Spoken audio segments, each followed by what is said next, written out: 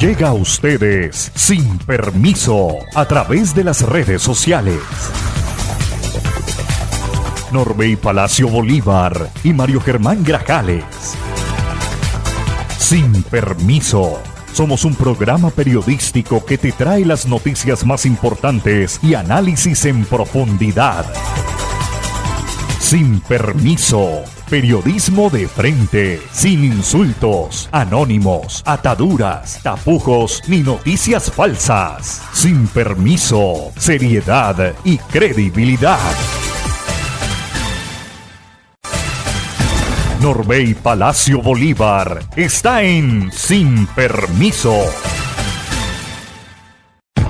Amables oyentes, ¿qué tal? Muy buenos días. Hoy ya es martes 17 de febrero del año 2026 y aquí estamos, sin permiso, llenos de entusiasmo y con la esperanza siempre de un mejor mañana para esta patria, para compartir con todos ustedes los hechos que han generado noticia en esta Tuluá, corazón del valle, en la región, en Colombia y en el mundo.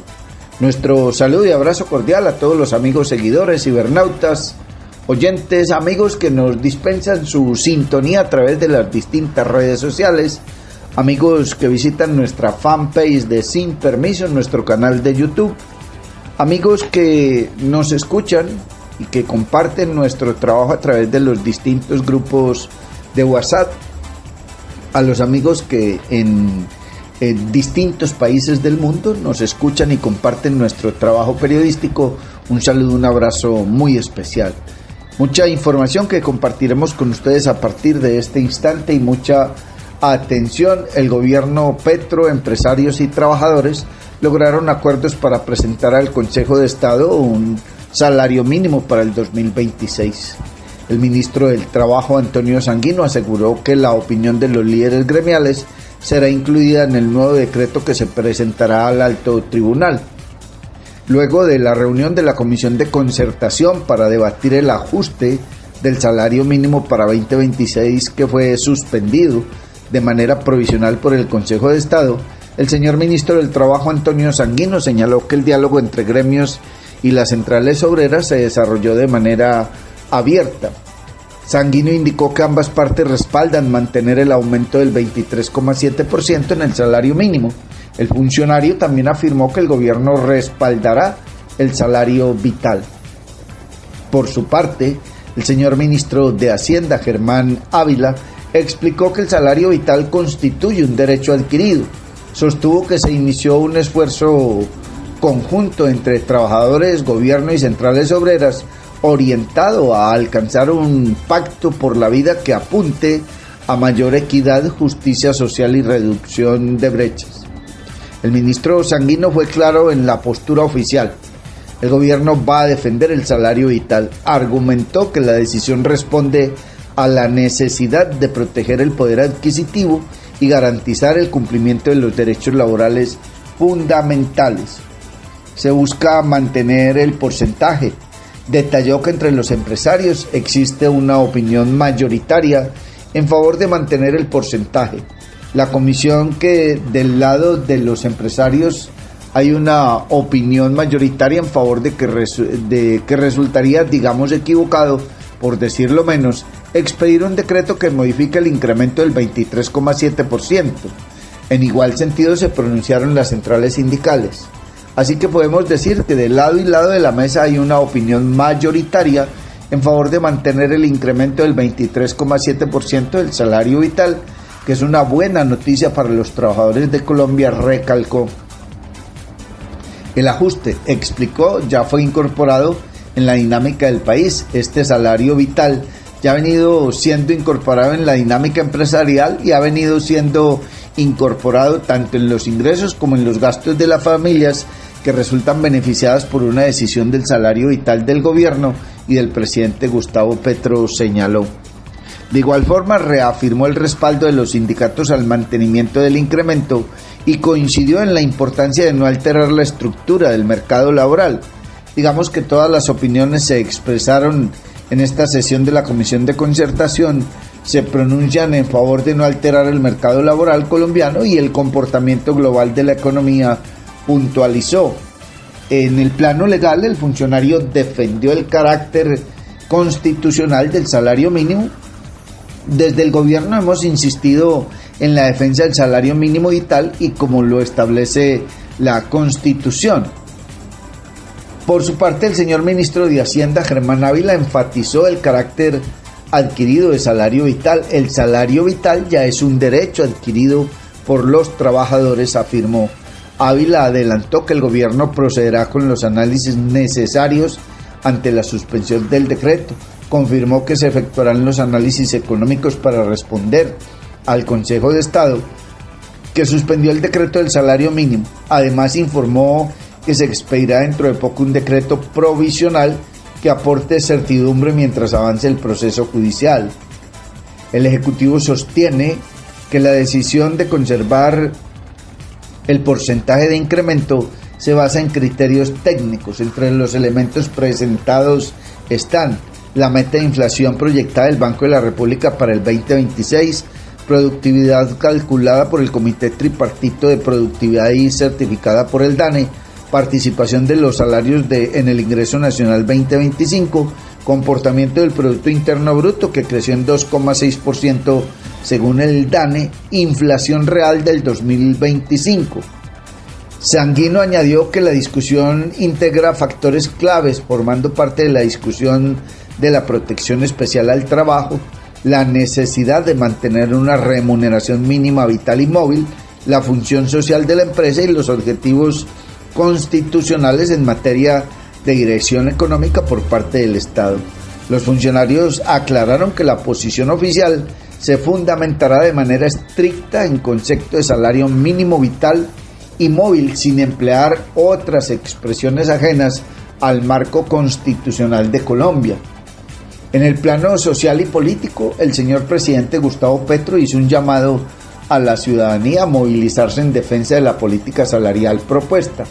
Convocó a concentraciones en plazas públicas el jueves a las 4 de la tarde como muestra de respaldo al aumento defendido por el gobierno sustentado en criterios técnicos y sociales. El ministro Sanguino remarcó la urgencia de brindar estabilidad a los asalariados y reducir la incertidumbre durante la etapa de revisión judicial, por lo que reiteró que el Ejecutivo acatará las decisiones legales sin renunciar a la defensa de los intereses de los trabajadores.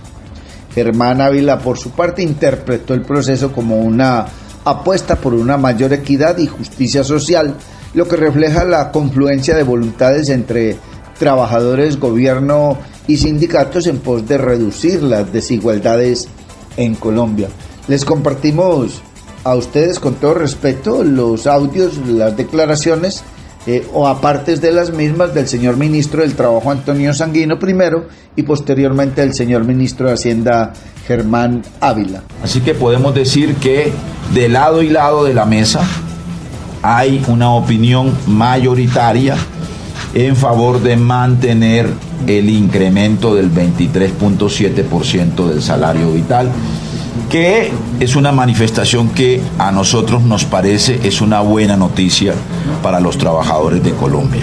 Estamos explorando un paquete de medidas, en primer lugar orientadas a un fortalecimiento y a una masificación de la posibilidad de acceso a crédito de fomento para la pequeña y mediana industria. Estamos trabajando con Bancoldex e incluso estamos considerando la posibilidad de algún tipo de inversión forzosa del sistema financiero para masificar este esfuerzo de generación de crédito de fomento para la pequeña y mediana industria. Está usted escuchando Sin Permiso y a esta hora con los muy buenos días le damos la bienvenida a nuestro compañero, colega y amigo Mario Germán Grajales. Mario Germán Grajales está en Sin Permiso. Muy buenos días para usted también, don Norbey Palacio Bolívar, los buenos días para don John F. García y los buenos días, la gratitud, como siempre, a nuestros seguidores. Mucha atención, Polideportivo de El Norte será una realidad para los bugueños. el Polideportivo del Norte en Buga se hará realidad con el trabajo de la Gobernación del Valle, que en su apuesta por dotar al departamento con infraestructura deportiva de calidad, cumplirá este compromiso con los bugueños. Esta construcción beneficiará a más de 12.000 personas, generará 230 empleos directos e indirectos y tendrá una inversión superior a los 11.770 millones de pesos. Este será un sitio donde van a poder disfrutar todos con sus familias. Estamos muy contentos, nosotros estamos poniendo la primera piedra porque ya se va a comenzar. Es una obra muy esperada por este norte de Buga y va a contar con la pista de BMX Freestyle con toda la reglamentación, energía, gradería, plazoleta, cancha de fútbol y un sitio para el combate, señaló la gobernadora del Valle, Dilian Francisca Toro, al destacar que es una de las formas para alejar a niños y jóvenes de las calles y la violencia. Estamos poniendo como la primera piedra porque ya se va a comenzar una obra muy esperada por este norte de Buga, que es el Polideportivo del Norte, pues que va a contar con la pista BMX Freestyle, que es con toda la reglamentación, con energía, con gradería, que va a contar con una plazoleta, con cancha de fútbol, con un sitio para combate, con un kiosco para poder caminar, es decir, va a ser un polideportivo de verdad digno para toda la gente del norte, para hacer deporte, para todos estos monitores deportivos que son los semilleros deportivos.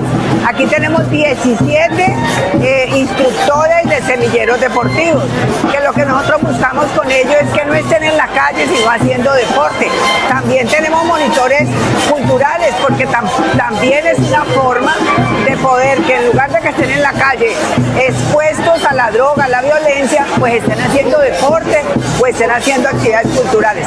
Yo les digo muchísimas gracias.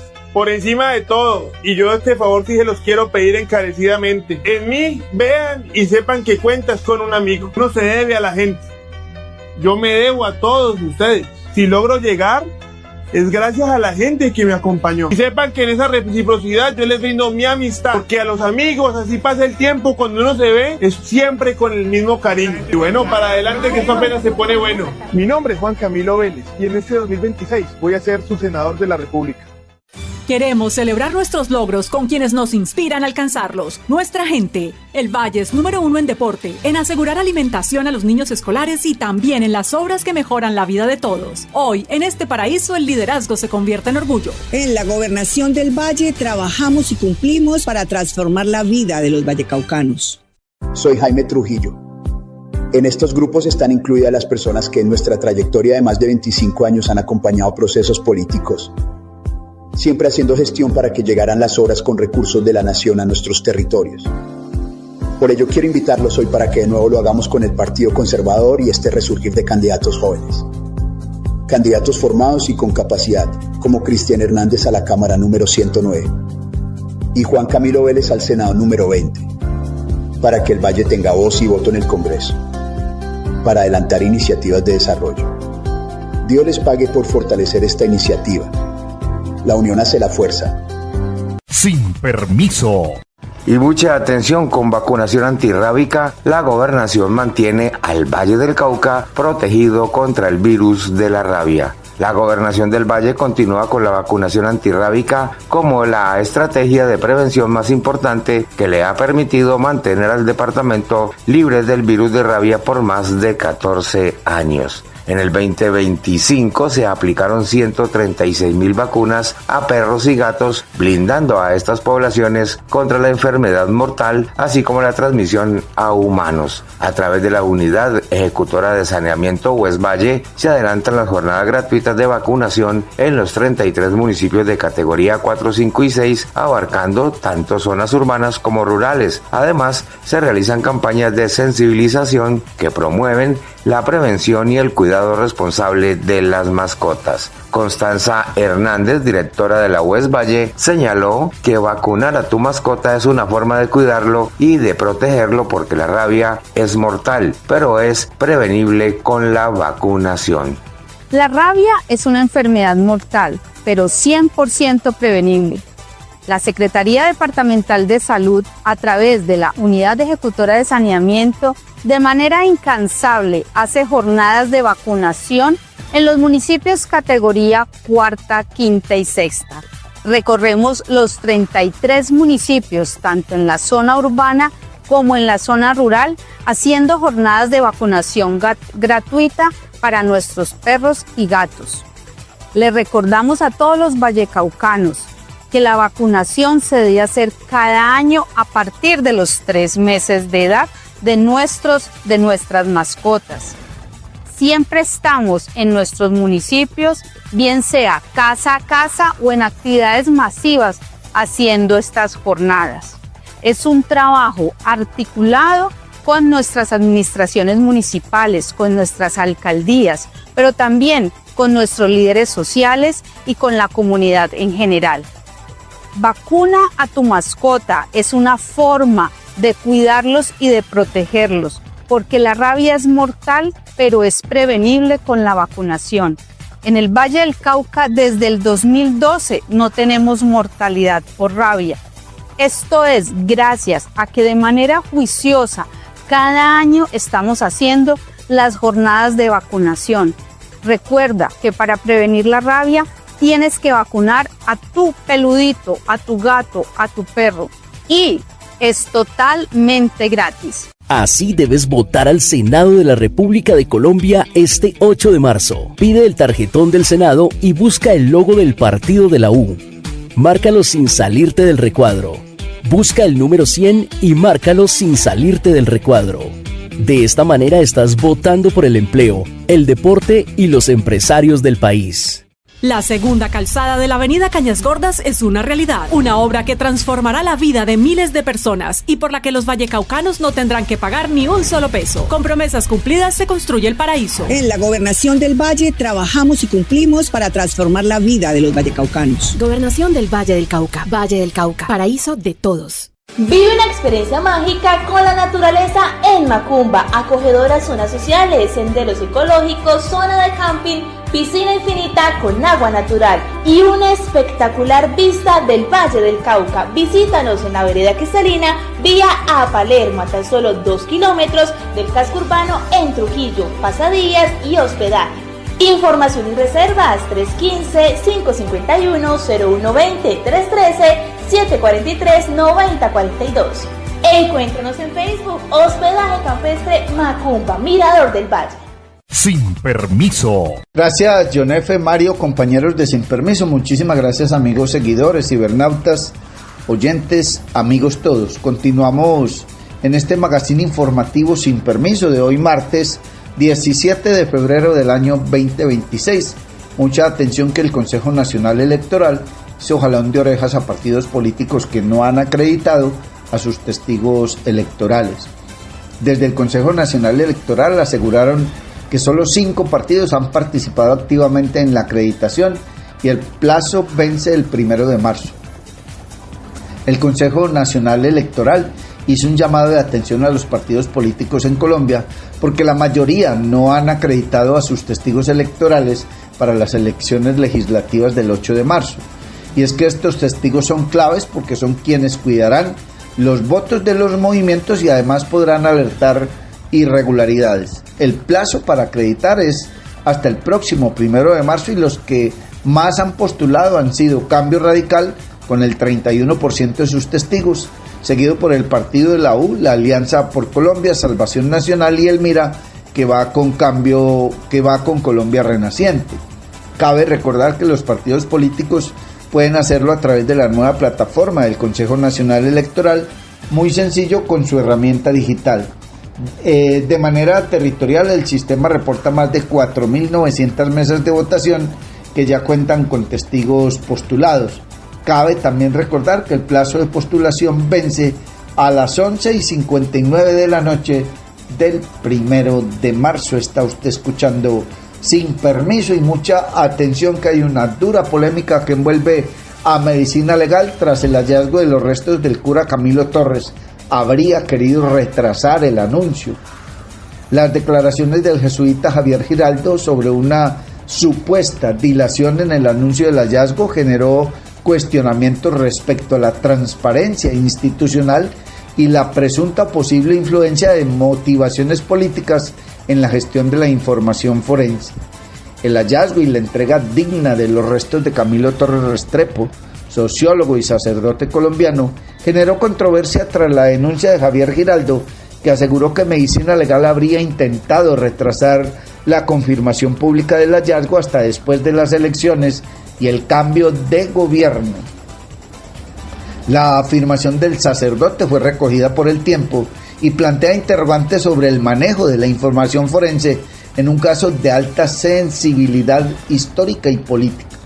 Giraldo, jesuita y principal impulsor de la búsqueda, detalló que la noticia tenía que comunicarse el 15 de febrero, justo 60 años después de la muerte de Camilo Torres, pero las decisiones internas de Medicina Legal intentaron postergar el anuncio. Fueron motivaciones políticas. Dijeron que todo debía aplazarse hasta después de las elecciones, afirmó Giraldo en declaraciones a ese diario. Consultado sobre si funcionarios del Instituto Forense buscaron mantener el hallazgo en reserva hasta el final del gobierno de Gustavo Petro, Giraldo respondió: sí, pero eso lo hicieron en privado, y por eso yo digo que sus comunicaciones y expresiones privadas son diferentes a las de sus comunicados públicos. La unidad de búsqueda de personas dadas por desaparecidas oficializó el hallazgo y la entrega simbólica del cuerpo el lunes 16 de febrero en una ceremonia privada en la sede de la entidad y en el campus de la Universidad Nacional de Colombia. Durante la Eucaristía, Javier Giraldo expresó su desacuerdo con la postura de Medicina Legal y reiteró que las motivaciones para demorar la confirmación pública del hallazgo fueron políticas. Todo estaba preparado para hoy, para este momento. Para última hora, el Instituto Nacional de Medicina Legal interpuso unas exigencias que no se pudieron cumplir. Eran exigencias puramente formales y que tenían más una motivación política, como lo manifestaron en privado, no en sus comunicados públicos, declaró el sacerdote. El Instituto Nacional de Medicina Legal, bajo la dirección de Ariel Emilio Cortés, sostuvo que el proceso de identificación forense continúa debido a las limitaciones técnicas derivadas del deterioro de las muestras óseas. Según el último reporte del instituto, los análisis antropológicos indican coincidencia con el perfil de Torres, pero la identidad genética no ha sido plenamente confirmada. El Instituto Nacional de Medicina Legal sostiene que el proceso de identificación de Camilo Torres Restrepo no ha concluido por limitaciones técnicas de las muestras óseas. Siguiendo los protocolos establecidos, el equipo interdisciplinario forense continúa con los estudios periciales sobre las muestras entregadas por la Unidad de Búsqueda de Personas Dadas por Desaparecidas en la investigación asociada a la identificación del cuerpo de Camilo Torres Restrepo, señaló Cortés. El funcionario subrayó que la información disponible es orientadora pero insuficiente para emitir un dictamen final y reiteró el compromiso con la transparencia y el respeto al debido proceso. A pesar de la postura cautelosa de Medicina Legal, la Unidad de Búsqueda de Personas Dadas por Desaparecidas afirmó que no existen dudas sobre la identidad de los restos, al menos desde el ángulo antropológico. Durante la rueda de prensa de ayer 16 de febrero, la directora de la entidad, Luz Janet Porero, recalcó que la Unidad de Búsqueda de Personas Dadas por Desaparecidas es autoridad en materia de hallazgos de personas desaparecidas y respaldó la decisión de proceder con la entrega simbólica a Giraldo. El caso de Camilo Torres Restrepo es emblemático en la historia de Colombia. El sacerdote fundador de la Facultad de la Sociología de la Universidad Nacional y militante del ELN murió el 15 de febrero de 1966 durante un enfrentamiento armado con el Ejército Nacional en la zona rural de San Vicente de Chucurí, Santander. Su cuerpo fue sepultado sin identificación y el paradero de sus restos permaneció desconocido durante 60 años.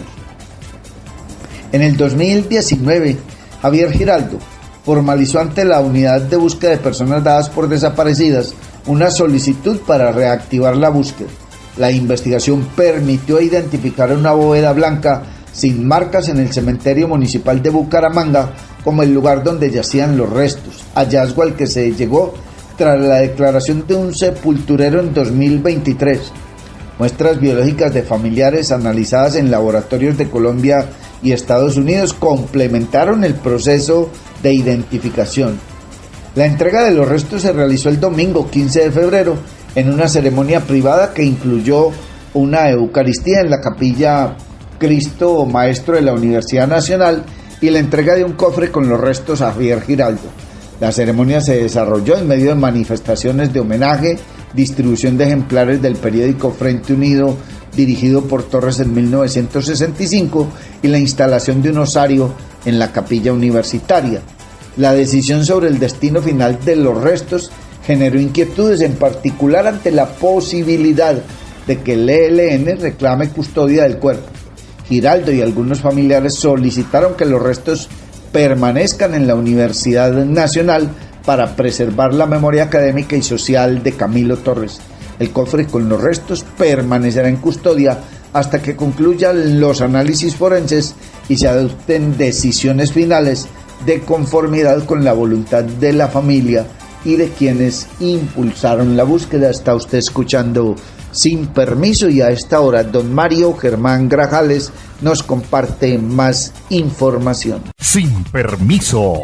Y mucha atención, la Gobernación del Valle adelantó la socialización y verificación de los avances de la construcción de la pista de BMX Freestyle que hace parte del complejo deportivo del norte, en el que recursos por más de 6.000 millones de pesos le dan forma a este escenario para la formación de campeones de la velocidad y la adrenalina. La iniciativa se ejecuta como parte del fortalecimiento de la infraestructura deportiva local. Es además el cumplimiento de un compromiso tras la destacada actuación de Quinsaray Villegas en los Juegos Olímpicos de París. A propósito, la campeona del BMX Freestyle, Quinsaray Villegas, expresó su alegría por la construcción de la pista. Bueno, yo estoy muy contenta en realidad. Cumplir este sueño es algo muy bonito. Tener un parque profesional en Colombia y en Buga que sea pionero de un parque olímpico, para nosotros entrenar es algo muy bonito, que va a venir muchos atletas a vivir aquí para poder entrenar en este parque que va a ser profesional y que vamos a traer mucho más medallas y muchos más recuerdos lindos para disfrutar de BMX Freestyle y bueno, para la ciudad. Bueno, en realidad es un poco difícil, nosotras mantenemos más afuera, en Costa Rica, en partes donde podemos conseguir una pista profesional.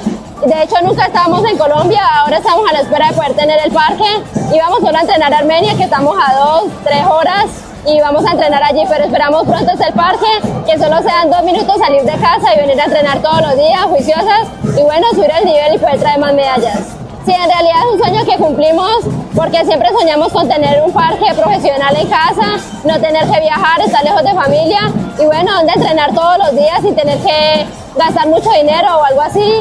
Así que es algo muy bonito para nosotras y que nos llena mucho el corazón porque vamos a poder entrenar todos los días y a mejorar. Exacto, sí, yo sé que muchos niños van a venir a entrenar, se van a motivar y muchos van a venir a vivir aquí, así que es algo muy bonito porque van a conocer más el deporte, van a unirse más a practicar este deporte y que pueden convertirse en profesionales para traer medallas para UGA. En realidad le agradezco mucho a la gobernadora por creer en el deporte, por creer en nosotras, por cumplirnos este sueño, en hacerlo realidad, de tener una pista para poder entrenar más, estar más juiciosas y bueno, que traigamos más medallas y bueno, para poder conseguir el sueño que nosotras tenemos, que es traer una medalla olímpica. Yo les digo muchísimas gracias. Por encima de todo, y yo este favor sí se los quiero pedir encarecidamente. En mí, vean y sepan que cuentas con un amigo. No se debe a la gente. Yo me debo a todos ustedes. Si logro llegar, es gracias a la gente que me acompañó. Y sepan que en esa reciprocidad yo les brindo mi amistad. Porque a los amigos, así pasa el tiempo, cuando uno se ve, es siempre con el mismo cariño. Y bueno, para adelante que esto apenas se pone bueno. Mi nombre es Juan Camilo Vélez y en este 2026 voy a ser su senador de la República. La tasa de seguridad nos permite protegerte mejor. Con estos recursos, el Valle del Cauca cuenta con vehículos nuevos para nuestra fuerza pública, tecnología de punta y programas que fortalecen la prevención y la confianza. Operativiza los corredores seguros que cuidan a nuestros viajeros para que se movilicen con tranquilidad. Gobernación del Valle del Cauca. Valle del Cauca. Paraíso de todos. Soy Jaime Trujillo. En estos grupos están incluidas las personas que en nuestra trayectoria de más de 25 años han acompañado procesos políticos, siempre haciendo gestión para que llegaran las obras con recursos de la nación a nuestros territorios. Por ello quiero invitarlos hoy para que de nuevo lo hagamos con el Partido Conservador y este resurgir de candidatos jóvenes. Candidatos formados y con capacidad, como Cristian Hernández a la Cámara número 109 y Juan Camilo Vélez al Senado número 20, para que el Valle tenga voz y voto en el Congreso, para adelantar iniciativas de desarrollo. Dios les pague por fortalecer esta iniciativa. La unión hace la fuerza. Sin permiso.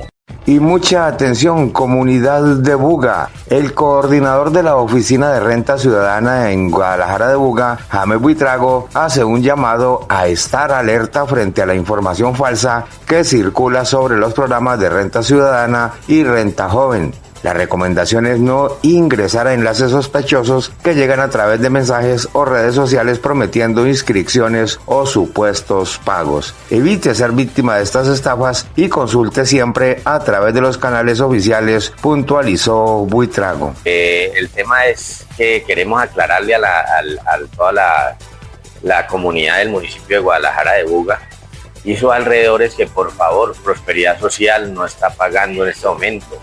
Aclaremos de que solamente hay 3 programas en este momento activos, que es adulto mayor, renta ciudadana, que es para personas con letra A, hogares monoparentales con niños de 0 a 6 años, y renta joven, que es para los jóvenes graduados de bachillerato y que pertenecen a las universidades públicas del país, y el SENA.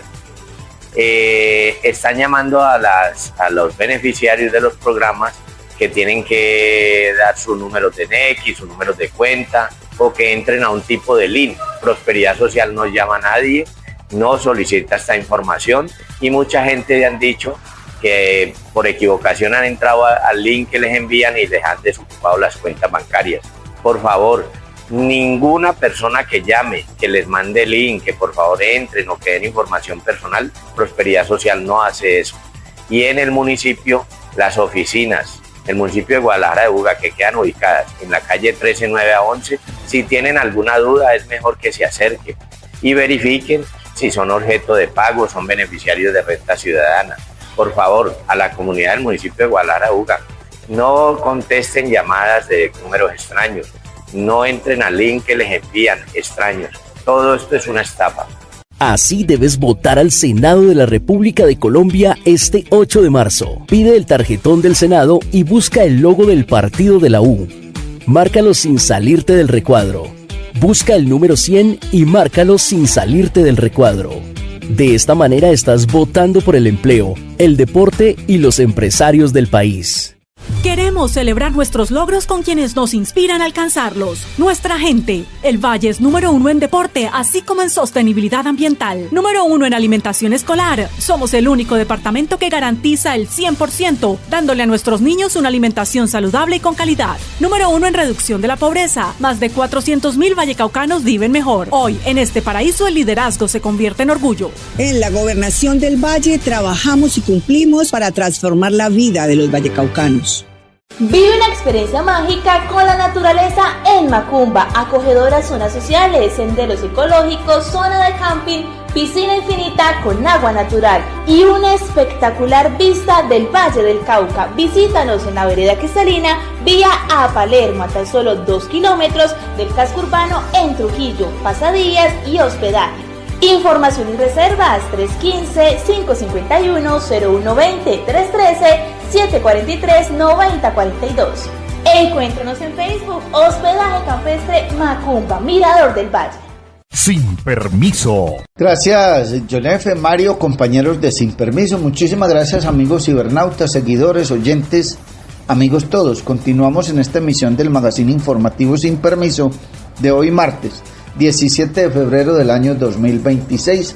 Mucha atención: en Cali judicializan a una mujer por presuntamente hurtar bienes en un inmueble. La Fiscalía General de la Nación presentó ante un juez de control de garantías a Mayerlin Velázquez Vargas, señalada de haber ingresado de manera violenta a una vivienda en Cali, Valle del Cauca, en donde habría hurtado pertenencias por más de 19 millones de pesos.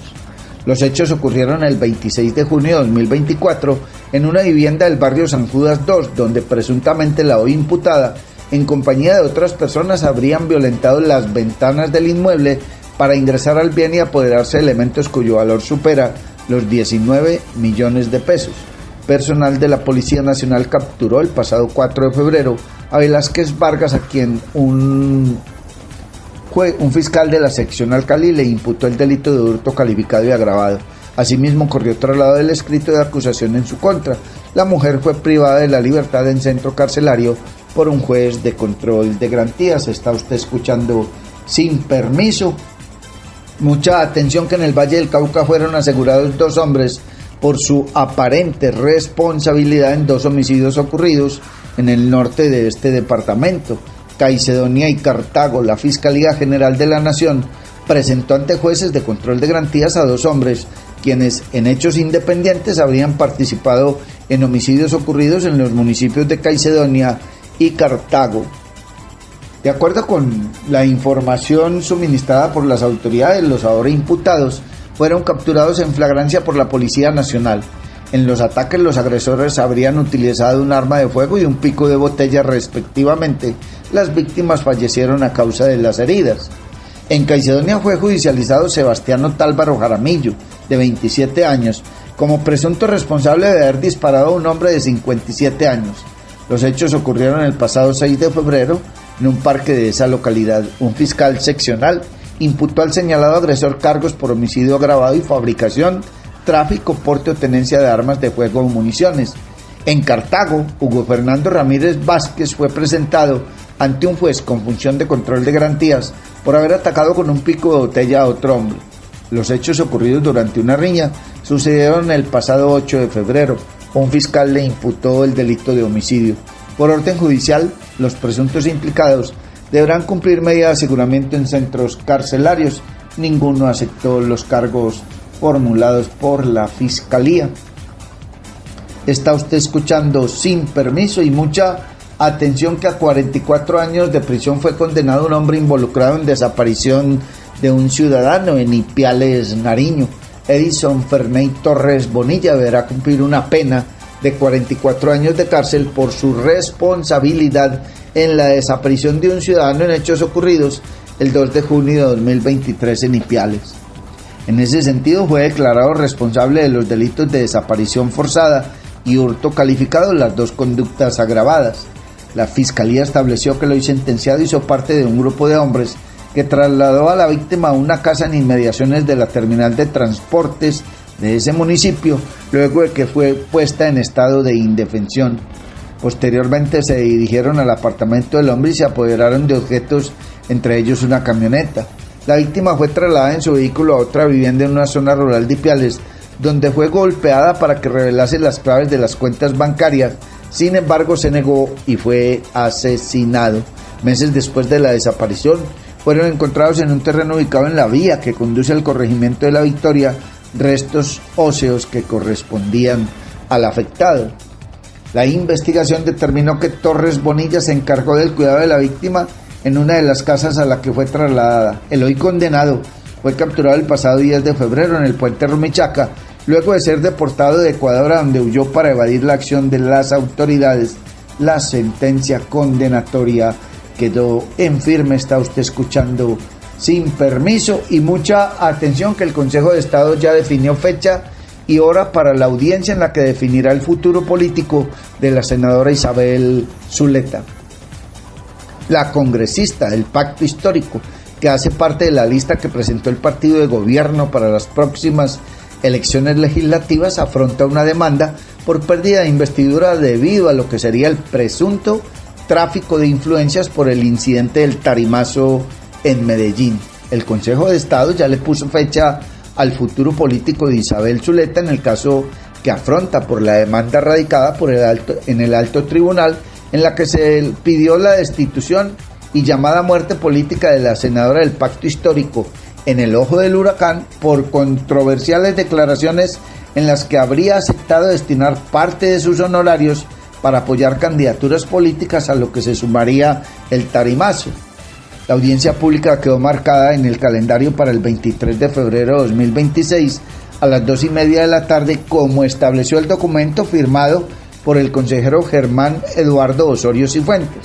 Se espera que en la mencionada diligencia judicial se sepa si contra la parlamentaria se tomarán o no acciones penales, teniendo en cuenta la gravedad de los procesos que cursan en estos despachos, uno de ellos radicado por el abogado William Quintero Villarreal. Zuleta afronta acusaciones de abuso de función pública y tráfico de influencias. El proceso más reciente se conoció como el Tarimazo. Indaga sobre los hechos ocurridos el 21 de junio de 2025 en Medellín, pues según el expediente se cuestiona la actuación de la senadora, que habría gestionado el traslado de al menos 9 cabecillas de bandas criminales desde la cárcel de Itagüí hasta una tarima oficial en la que estaba el presidente Gustavo Petro. La senadora Isabel Cristina Zuleta López, con su actitud, transgrede el ordenamiento jurídico y afecta el normal desempeño de funcionarios públicos, prevaleciendo su condición de senadora de la República y miembro del partido del gobierno, buscando un aprovechamiento político personal en sus aspiraciones a su reelección y la del presidente como abanderada de esa misma figura, se indicó en la demanda presentada por Quintero Villarreal, el letrado cordobés. En este caso, en noviembre de 2025 el Consejo de Estado tomó una decisión clave, pues ordenó la práctica de nuevas pruebas, incluyendo oficios enviados por Zuleta al INPEC para autorizar dichas salidas. Con esta medida se buscó esclarecer si hubo un uso indebido del cargo con el objetivo de beneficiar a terceros o incidir en decisiones públicas aprovechándose de su investidura como senadora oficialista y jefe delegada en mesas de la negociación de estas bandas. Pero hay otro escándalo que salpica a la senadora Isabel Zuleta. Es válido precisar que a mediados de agosto de 2023, durante la campaña electoral de los comicios regionales que se efectuaron el 29 de octubre de este año, Zuleta, en una entrevista con la emisora Blue Radio, admitió destinar recursos para respaldar algunas aspiraciones. Según la mujer, estaba apoyando un número indeterminado de candidatos con parte de su salario, acto que está prohibido, pues no se puede patrocinar ni con dinero ni en especie a campañas de terceros. Para las campañas locales lo que estoy haciendo es un aporte personal porque sé las enormes dificultades de un líder social para sacar una valla, para sacar un volante, para hacer un periódico. Por eso lo saco de mi salario. Nosotros no tenemos otra manera de hacer nuestras campañas porque nosotros no tenemos padrinos de empresas privadas. Nosotros no recibimos esos recursos y hacemos la tarea con el voto a voto, dijo en aquella vez la citada Zuleta. Es oportuno decir que en las elecciones legislativas del 8 de marzo de este año, Zuleta figura en el puesto 15 de la lista cerrada al Senado del Pacto Histórico. Su ubicación responde a los resultados de la consulta interna efectuada el 26 de octubre de 2025, en las que obtuvo una votación menor a la prevista y quedó detrás de unas candidatas como Camila Zuluaga en una aspiración que se estableció en el sistema de cremallera con un 50% de hombres y otro 50% de mujeres. Como dijo el ciego, amanecerá y veremos. Está usted escuchando Sin Permiso y a esta hora Mario Germán Grajales nos presenta más información. Sin Permiso. Y mucha atención, 180 familias del municipio del Cerrito se beneficiarán con mejoramientos de vivienda por autoconstrucción. La gobernación del Valle del Cauca llegó a El Cerrito con el programa de mejoramiento de vivienda en la modalidad de autoconstrucción que beneficiará a 180 familias cerriteñas y seguirá consolidando el trabajo por la comunidad, brindando bienestar y calidad de vida. En la primera fase de mejoramientos de vivienda salieron beneficiadas 180 familias. La autoconstrucción es porque ustedes le ponen amor a lo que están haciendo, lo hacen mejor y dura porque va a ser su casa y es darle una mejor calidad de vida, indicó la gobernadora del Valle del Cauca, Dilia Francisca Toro, quien acompañó el acto simbólico de la puesta de la primera piedra del proyecto de construcción de 1.200 viviendas de la alcaldía de El Cerrito. Estamos diciendo hoy aquí a ustedes, estamos trabajando y cumpliendo desde la gobernación del Valle, ya les voy a contar por qué. La primera cosa que quiero contarles es que, y ya lo dijo el alcalde, es un programa de mejoramiento de vivienda que venimos haciendo. Tenemos 7.500 mejoramientos de vivienda en el departamento. Esta es la primera fase y aquí Cerrito salió beneficiado con 180 mejoramientos de vivienda. Esos 180 mejoramientos de vivienda, me imagino que ustedes son los de vivienda. Acá no, acá son de Cintahuellas, por allá hay de vivienda. ¿Por qué quisimos hacerlo por autoconstrucción? Porque mucha gente dice, no, pero ¿por qué no? No. La autoconstrucción es porque la gente le mete amor a lo que está haciendo. Lo hace mejor y lo cuida. Cuando todos se lo dan, entonces se relajan. Ahora vamos a trabajar conjuntamente. El Estado, porque vamos a trabajar la gobernación, el alcalde, que también nos va a dar una asesoría técnica a ustedes, nosotros también les vamos a dar asesoría técnica, y ustedes, que nos van a ayudar a la construcción, que es su casa, es darle una mejor calidad de vida a ustedes mismos. Yo les digo, muchísimas gracias. Por encima de todo, y yo este favor sí se los quiero pedir encarecidamente, en mí vean y sepan que cuentas con un amigo. No se debe a la gente, yo me debo a todos ustedes. Si logro llegar, es gracias a la gente que me acompañó. Y sepan que en esa reciprocidad yo les brindo mi amistad, porque a los amigos, así pasa el tiempo, cuando uno se ve, es siempre con el mismo cariño. Y bueno, para adelante, que esto apenas se pone bueno. Mi nombre es Juan Camilo Vélez, y en este 2026 voy a ser su senador de la República. En el Valle del Cauca creemos que la seguridad es la base de la tranquilidad de nuestras familias. Gracias a la tasa de seguridad hemos dotado de vehículos nuevos a la fuerza pública para que llegue a cada rincón del departamento. Hemos invertido en tecnología de última generación, en cámaras, centros de monitoreo y herramientas para prevenir el delito. Además, operativizamos programas como corredores seguros para proteger a los viajeros y a nuestras comunidades. En la Gobernación del Valle trabajamos y cumplimos para transformar la vida de los vallecaucanos. Gobernación del Valle del Cauca, paraíso de todos. Soy Jaime Trujillo. En estos grupos están incluidas las personas que en nuestra trayectoria de más de 25 años han acompañado procesos políticos, siempre haciendo gestión para que llegaran las obras con recursos de la nación a nuestros territorios. Por ello quiero invitarlos hoy para que de nuevo lo hagamos con el Partido Conservador y este resurgir de candidatos jóvenes.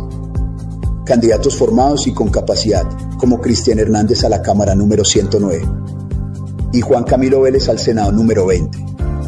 Para que el Valle tenga voz y voto en el Congreso, para adelantar iniciativas de desarrollo. Dios les pague por fortalecer esta iniciativa. La unión hace la fuerza. Sin permiso. Gracias, John F. Mario, compañeros. Muchísimas gracias, amigos seguidores, cibernautas, oyentes, amigos todos. Continuamos en este magazine informativo Sin Permiso de hoy, martes 17 de febrero del año 2026. Mucha atención, el procurador instó a las autoridades territoriales de policía y al IMPEC a garantizar los derechos de las personas privadas de la libertad.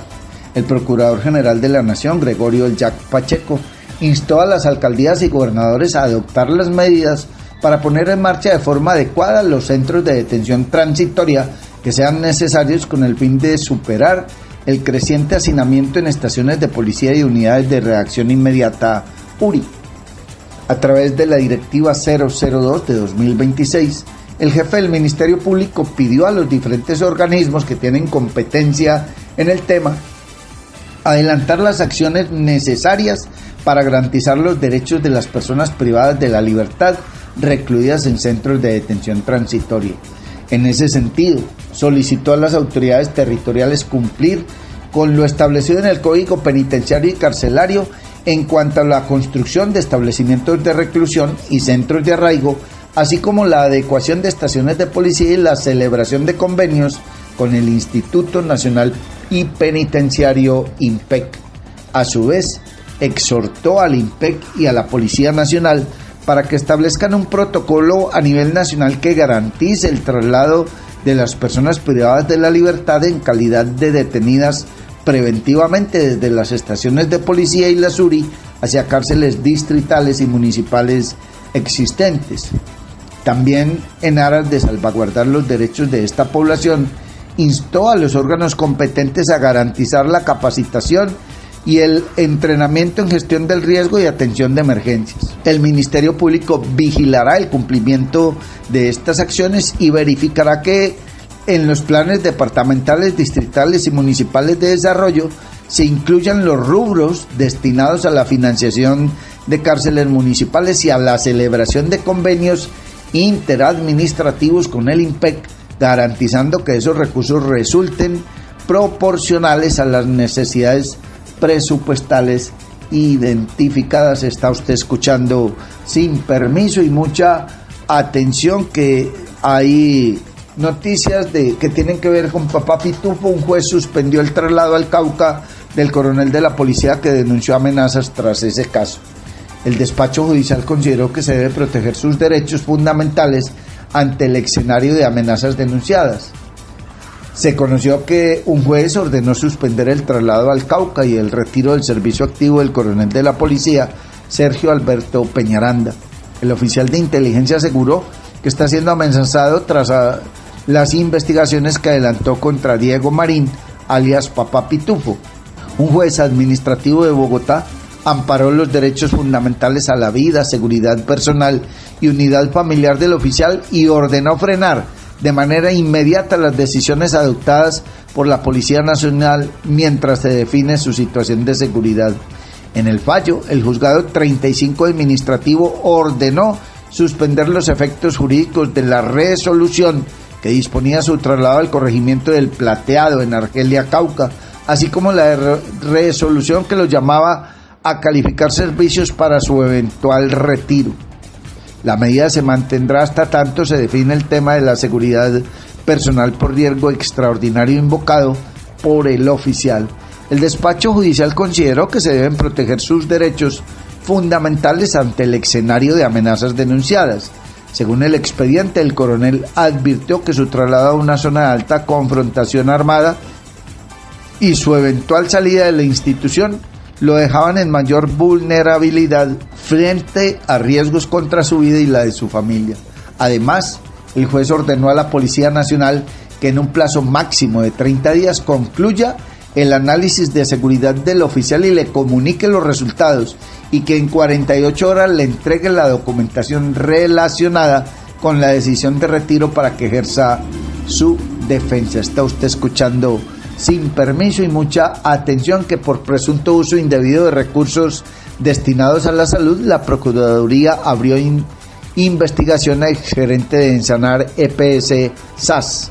Al parecer, José Homero Cadena Vaca avaló el uso de recursos de la EPS para pagar costos derivados de un proceso judicial por más de 235 millones de pesos. La Procuraduría General de la Nación abrió investigación disciplinaria al expresidente y ejecutivo y representante legal de Ensanar EPS SAS, José Homero Cadena Vaca, por el presunto uso indebido de recursos de la entidad para el pago derivado de una sentencia judicial. La delegada disciplinaria de Instrucción para la Economía y la Hacienda Pública indicó que el funcionario habría avalado usar dinero que por ley no puede tener una destinación distinta que la seguridad social y permitió que se usara para cancelar la indemnización, intereses y costas de un proceso judicial utilizando recursos de la unidad de pago por capitación girados por la ADRES. En ese mismo sentido, el ente de control señaló que la Contraloría le trasladó el hallazgo sobre el disciplinable, quien ejerció el cargo entre febrero de 2020 y noviembre de 2021, en el que aludió la posible erogación injustificada de los recursos públicos, lo que pudo generar una afectación al sistema de seguridad social en salud por un valor superior a los 235 millones de pesos. Para el Ministerio Público, Cadena Vaca posiblemente violó las normas contables que protegen los recursos para fiscales, desnaturalizando su uso y destinación, que en este caso debían satisfacerse con el patrimonio de la EPS o con reservas técnicas, porque la aparente desviación afectaría gravemente la disponibilidad financiera del sistema. Está usted escuchando Sin Permiso. Y de otra parte, hay que indicar que la Procuraduría ha hecho un llamado urgente al diálogo entre el Gobierno Nacional y ACONC. El Procurador General de la Nación, Gregorio El Jack Pacheco, hizo un llamado urgente al diálogo entre el Gobierno Nacional y la Asociación de Consejos Comunitarios del Norte del Cauca e insta a las partes a garantizar el respeto pleno de los derechos y de las garantías constitucionales de todos los actores involucrados en este proceso. Asimismo, y en atención a la retención de funcionarios y a las agresiones registradas durante las manifestaciones, el Ministerio Público reitera la necesidad de privilegiar los mecanismos institucionales y las vías pacíficas para la resolución de las diferencias. En este sentido, se exhorta al Gobierno Nacional a activar de manera inmediata los canales institucionales necesarios que permitan avanzar en la construcción de consensos en el marco del respeto por los derechos fundamentales, con el propósito de evitar la repetición de situaciones lamentables como las ocurridas en la jornada de ayer. Está usted escuchando Sin Permiso, y a esta hora Mario Germán Grajales nos comparte más información. En Sin Permiso presentamos el resumen de los hechos judiciales más importantes de la región, el país y el mundo. En la información judicial hay que indicar que otro macabro hallazgo de partes humanas se registró en Santiago de Cali. Esta vez ocurrió en la estación de bombeo de aguas residuales Paso del Comercio, en el norte de la capital vallecaucana. El hallazgo de otras 2 cabezas y restos humanos en Cali confirma el nivel de degradación de la violencia que enfrenta la ciudad y la presencia del crimen organizado, manifestó el personero distrital Gerardo Mendoza, quien rechaza estos actos que atentan contra la vida, la dignidad humana y la tranquilidad de los caleños. Y mucha atención, que un joven fue herido en una balacera en el municipio de Anserma-Nuevo, norte del Valle del Cauca. El distrito de policía confirmó que sí hubo un ataque sicarial con arma de fuego en zona céntrica de dicha localidad. El hecho sucedió en la carrera quinta con calle séptima. Allí un hombre de 19 años fue trasladado a un centro asistencial tras ser impactado varias veces. Se desconoce el actual estado del joven y los móviles del ataque. Y mucha atención, que momentos en los que se realizaba un entierro en uno de los cementerios de Palmira, delincuentes armados atacaron a un hombre a tiros. Según indican testigos del hecho, que la víctima fue llevada a una clínica de la ciudad, pero que debido a la gravedad de las heridas murió. El hoyo occiso fue identificado como Jonathan Caicedo Arredondo, quien al parecer estaba con su esposa cuando los delincuentes lo atacaron. Tras este nuevo hecho de sangre, la comunidad palmirana pide que sigan realizando los operativos en todos los barrios para mejorar la percepción de seguridad. Y mucha atención, que fue baleado un domiciliario en el municipio de Pradera, el cual fue llevado al Hospital San Roque, pero lamentablemente murió minutos después por la gravedad de las lesiones. Se trata de Nilson Imbachi, el cual pierde la vida en el centro asistencial. El hecho ha causado repudio en los pradereños, que conocían a la víctima y esperan que la policía haga la investigación. Al centro asistencial llegó personal de investigación criminal para realizar el levantamiento. Por ahora, estos son los hechos más relevantes en materia judicial en Sin Permiso. Así debes votar al Senado de la República de Colombia este 8 de marzo. Pide el tarjetón del Senado y busca el logo del partido de la U. Márcalo sin salirte del recuadro. Busca el número 100 y márcalo sin salirte del recuadro. De esta manera estás votando por el empleo, el deporte y los empresarios del país. La segunda calzada de la avenida Cañas Gordas es una realidad. Con esta obra se espera reducir la congestión de los 4.300 vehículos que transitan a diario y los tiempos de desplazamiento entre Cali y Jamundí. Una nueva calzada por la que los vallecaucanos no tendrán que pagar ni un solo peso. En Cañas Gordas, la infraestructura vial no se mide en kilómetros, se mide en bienestar. Con promesas cumplidas se construye el paraíso. En la Gobernación del Valle trabajamos y cumplimos para transformar la vida de los vallecaucanos. Gobernación del Valle del Cauca, paraíso de todos. Vive una experiencia mágica con la naturaleza en Macumba, acogedoras zonas sociales, senderos ecológicos, zona de camping, piscina infinita con agua natural y una espectacular vista del Valle del Cauca. Visítanos en la vereda Cristalina, vía a Palermo, a tan solo 2 kilómetros del casco urbano en Trujillo, pasadías y hospedaje. Información y reservas 315-551-0120, 313-743-9042. Encuéntranos en Facebook, Hospedaje Campestre Macumba, Mirador del Valle. Sin Permiso. Gracias, John F. Mario, compañeros de Sin Permiso. Muchísimas gracias, amigos seguidores, oyentes. amigos cibernautas, amigos que nos escuchan a través de los distintos grupos de WhatsApp. Dios les bendiga, muchas gracias por su apoyo. Entramos en la recta final de este magazine informativo sin permiso de hoy, martes 17 de febrero del año 2026. Mucha atención. Ferrocarriles del Pacífico deberá pagar 100.000 millones tras fallo a favor de la ANI. La agencia declaró la caducidad del contrato en noviembre de 2019 por incumplimientos graves. El Tribunal Administrativo de Cundinamarca confirmó la decisión de la Agencia Nacional de Infraestructura ANI de declarar la caducidad del contrato de concesión de Ferrocarriles del Pacífico y ordenó a la empresa pagar 97.969 millones de pesos a la nación por los perjuicios causados. La decisión judicial que se conoció ayer lunes le daría la razón a la ANI frente a la resolución 1685 del 12 de noviembre de 2019, mediante la cual la entidad declaró la caducidad del contrato de concesión 09-CONF98 por incumplimientos graves. Según la ANI, Ferrocarriles del Pacífico incumplió obligaciones relacionadas con la prestación del servicio de transporte de carga, el mantenimiento y la conservación de la infraestructura entregada en concesión y el mantenimiento de los equipos férreos.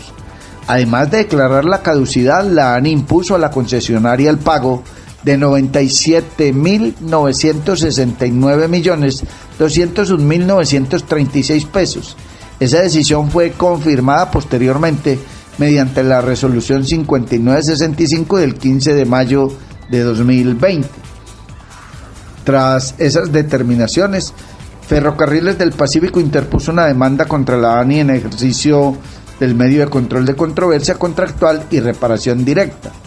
La empresa buscaba la nulidad de las resoluciones, el restablecimiento del derecho contractual y la indemnización por los daños que, según argumentó, se derivaron de los actos administrativos.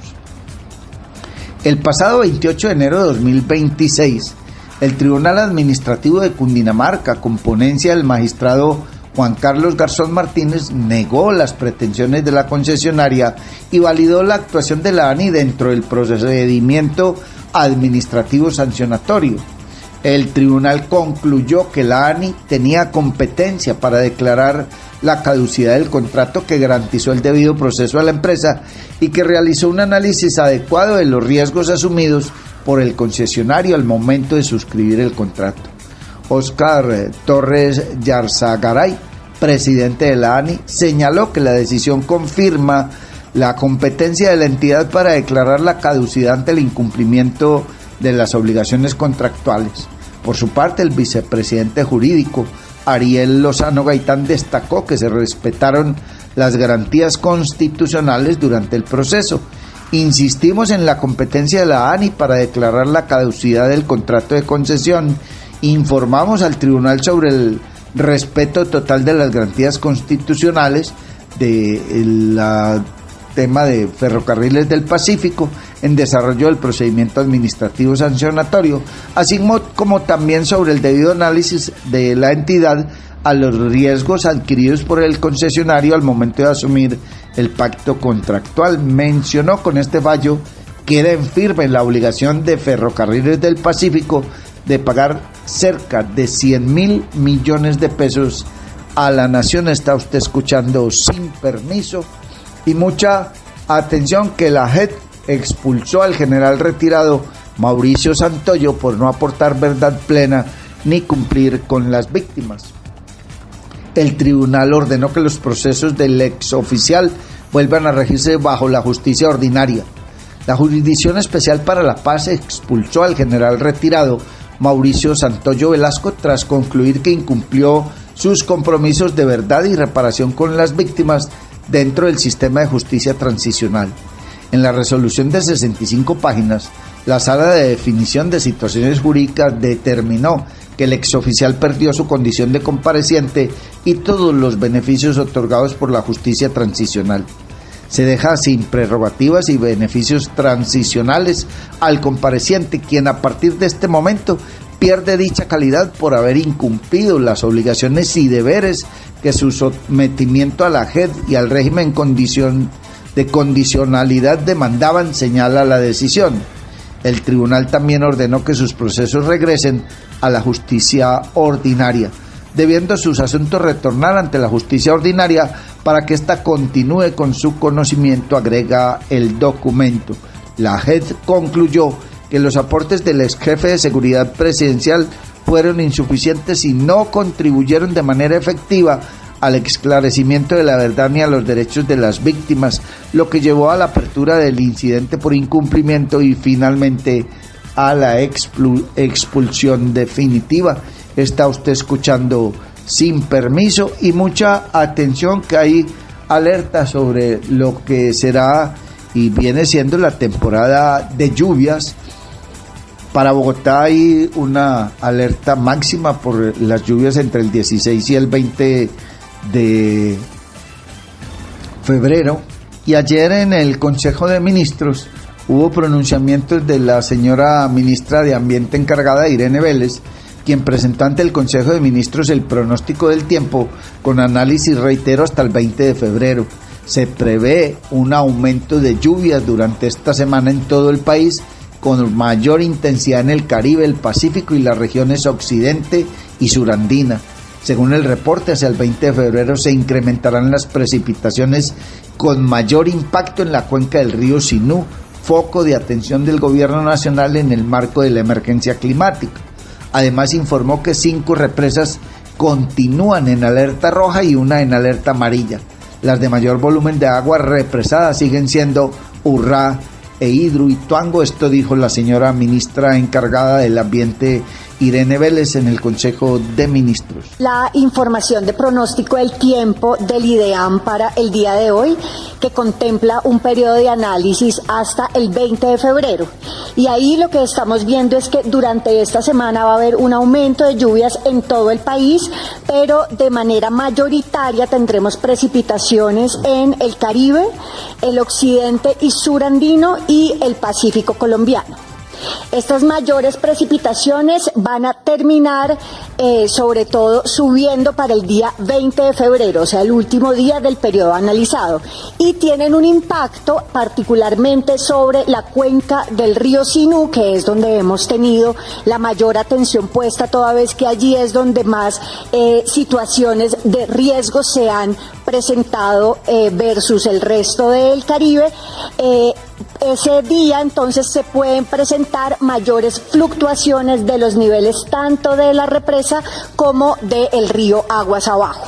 Eso entonces me lleva a presentarles la imagen de cómo está el comportamiento de las represas el día de hoy a un corte de 7 de la noche, y lo que tenemos es que 6 represas continúan en este momento en alerta roja o amarilla, 5 de ellas en roja, una de ellas en amarilla. Quienes conservan aún el mayor volumen de agua represado siguen siendo Urrá e Hidroituango, con una característica, y es que Hidroituango tiene en este momento aportes en ascenso, lo cual también quiere decir, por el modelo de operación de Hidroituango, que también tiene mayores vertimientos en los próximos días.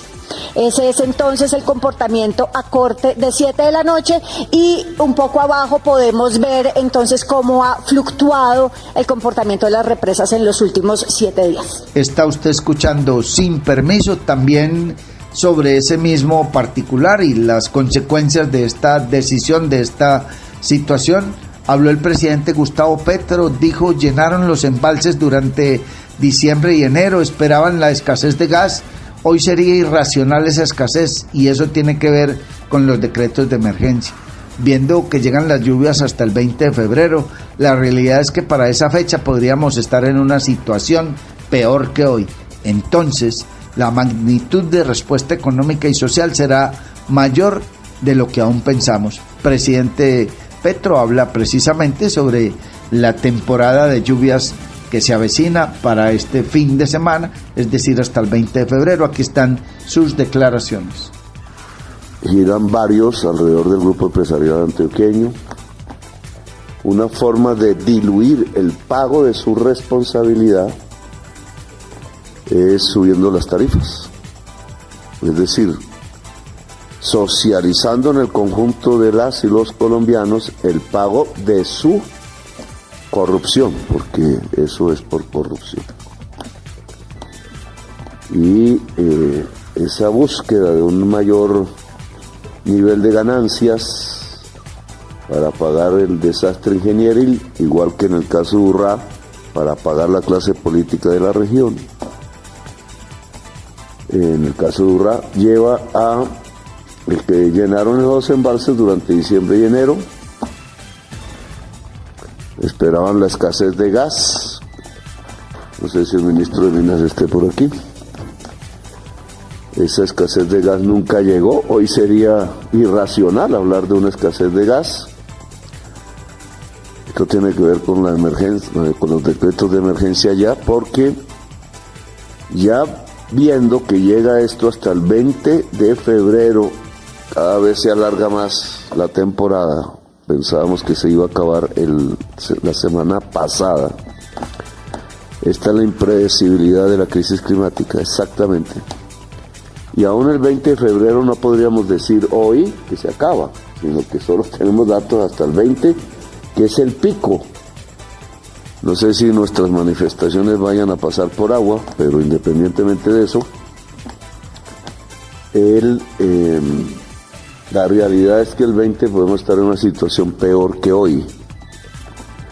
Entonces la magnitud de la respuesta económica y social pues será mayor de lo que aún pensamos.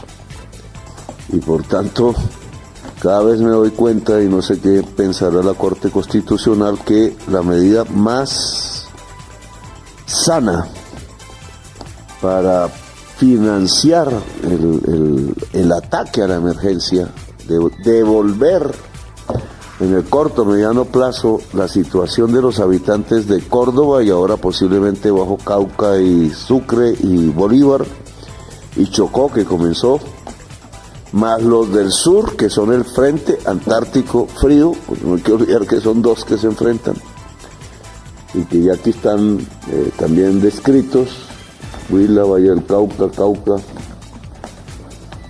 En el Carimba acaban de encontrar un cadáver despedazado, mafias usando el embalse para desaparecer personas, tema de seguridad.